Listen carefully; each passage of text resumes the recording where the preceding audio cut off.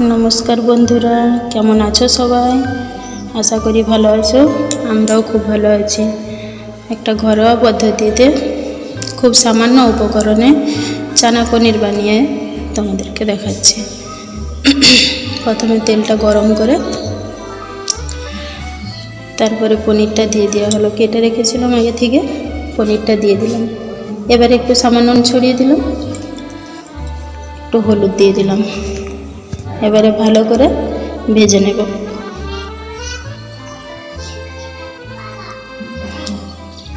ভালো করে একটু বাদামি কালার হয়ে যাবে যখন, তো একটু হালকা খুন্তি নেড়ে ভাজতে হবে, কারণ নরম হয় তো ভেঙে যেতে পারে।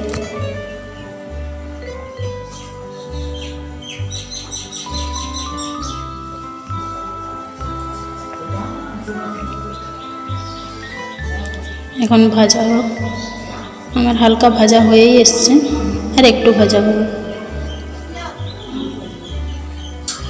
আপনারা অনেক খেয়েছেন জানি, কিন্তু এরকমভাবে একবার বানিয়ে দেখবেন, আশা করি ভালো লাগবে।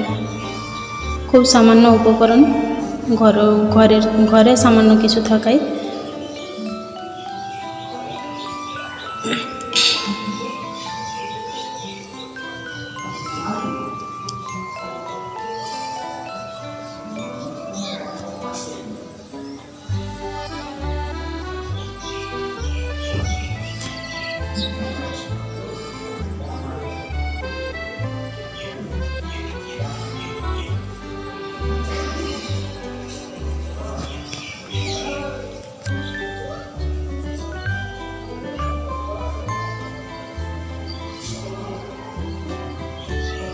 আমার খুব ভালো করে ভাজা হয়ে গেছে।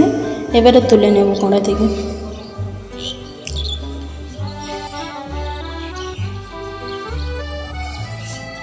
এইরকম একটু বাদামি কালার যখন হবে তখন তুলতে হবে, নইলে ঝোলে যখন দেওয়া হবে তখন ভেঙে যেতে পারে। এই জন্য একটু ভালো করে ভেজে নিতে হবে। তারপরে একটা পনিরের হালকা স্মেল থাকে। এরপরে ওই তেলেই কেটে রাখা আলুগুলো দিয়ে দিলাম। আমি কেটে ধুয়ে রেখেছিলাম আগে থেকেই। ভালো করে একটু নুন দিয়ে দিলাম, সামান্য একটু হলুদ গুঁড়ো দিয়ে হালকা আছে আলুগুলোকেও লাল লাল করে ভেজে নেব।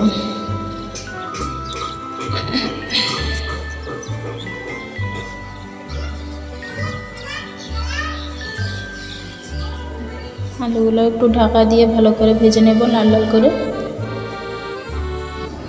ভাজা হয়ে গেছে আমার আলু। মশলায় ফোড়নটা দেখানো হলো না, ফোড়নটাই আমি কাঁচা লঙ্কা, তেজপাতা, গোটা গরম মশলা যেমন লং, দারচিনি, এলাচ, এবারে সামান্য একটু হলুদ গুঁড়ো,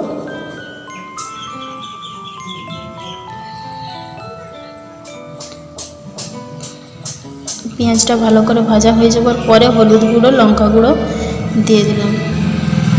আদা পেঁয়াজ ভাজা হয়ে যাওয়ার পরে তারপরে টমেটোগুলো দিলাম। এবারে ভালো করে ভেজে নেব। একটু জল দিয়ে দেবো, পুড়ে যাওয়ার সম্ভাবনাটা থাকবে না। একটু জল সামান্য দিয়ে দিলে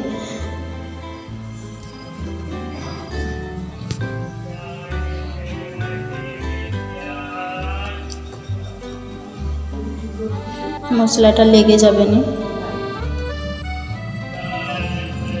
হালকা একটু নুন দিয়ে দিলে টমেটোটা টক করে গলে যাবে, এই জন্য আমি একটু লবণ দিয়ে দিলাম।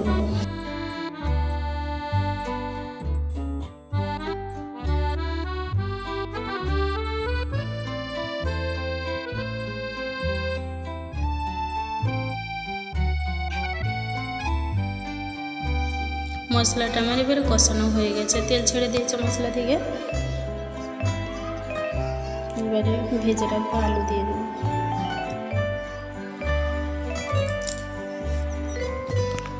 একটু নাড়িয়ে দেবো। এবারে আমি আগে থেকে সিদ্ধ করে রাখা চানাটা ওটা দিয়ে দেবো।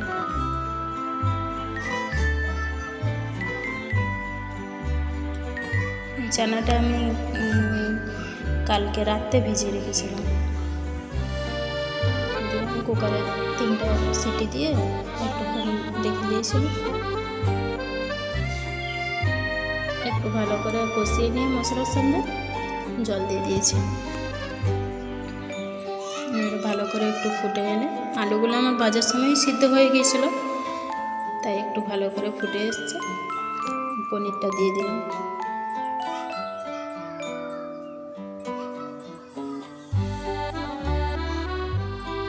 পনিরটা দিয়ে একটু ভালো করে নাড়াচাড়া করে নিতে হবে। একটু ফুটে গেলে আলুটা তবু একটু দেখে নিতে হবে সিদ্ধ হয়েছে কিনা। লবণটা একটু চেক করে নিতে হবে।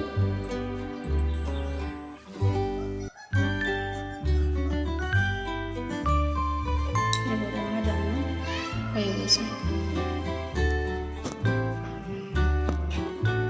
এবার আমি ঢেলে নেব। কেমন হয়েছে সেটা তো দেখতেই পাচ্ছেন, কালার কেমন এসছে।